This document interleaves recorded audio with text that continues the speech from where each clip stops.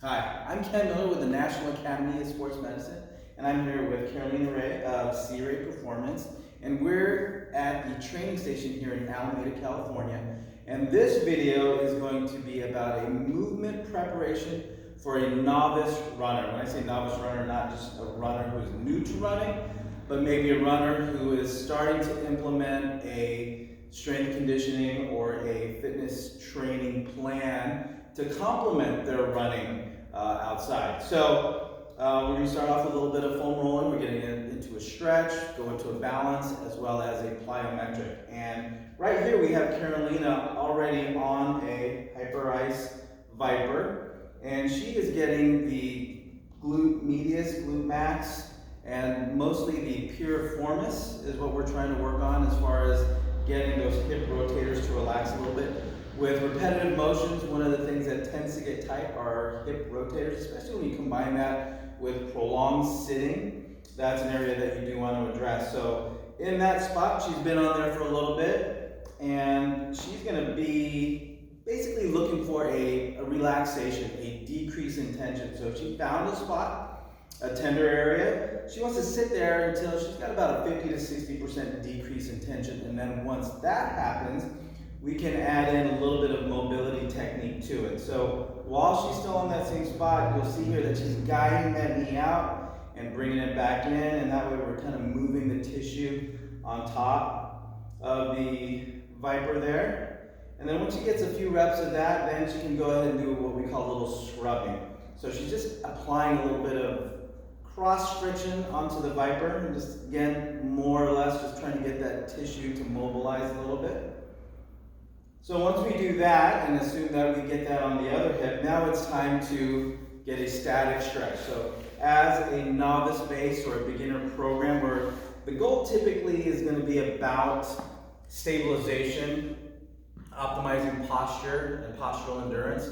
A lot of times, again, we're trying to address postural imbalances or muscular imbalances, so the hips do tend to get tight.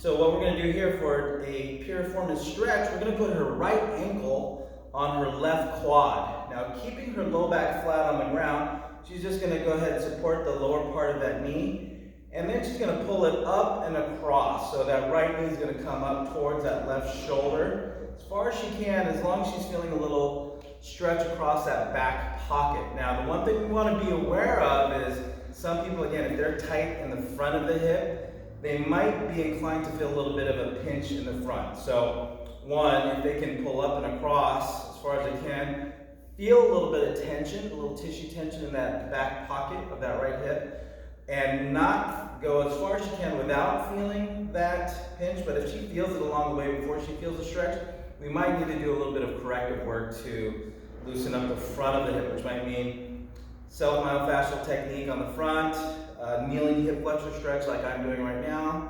Open that up, and then she can go ahead and revisit this. So from this position here, she'll just apply stretch for about 30 seconds. Hopefully there'll be a little bit of decrease, a significant decrease in tension in that posterior hip. Perfect. Now we would go into a floor bridge from this position, but what we'll do is we'll fast forward you to a balance exercise. So that floor bridge would be to activate the hips, get about 12 to 15 reps really slow, and then get her nice and vertical to where now she's going to work on her balance. So from here, she's going to balance on one leg, and she's going to get a nice flex, soft knee, flexing the hip, nice athletic position. You'll see here she drives that knee up, and then she's going to go ahead and bring that knee out. Nice and easy, back in. And then she's going to get that foot to float next to but not touch the ground. And she's going to repeat up, to the side, little rotation, back to center, and down. Now what I'm doing is I'm watching out for a nice neutral spine, nice flex in the knee. If I'm watching the front, I'm looking for hip, knee, and toe alignment, shoulders level, hips level, ears, shoulders, hips, all in line. We'll get one more. How's that feeling? All right, and don't be surprised that, on that balance leg or that stance leg, they might feel a little bit of activation in the glutes, right? Because there's a lot going on as far as keeping everything nice and level, and of course, with that changing center of gravity, that glute on that stance leg has to do quite a bit.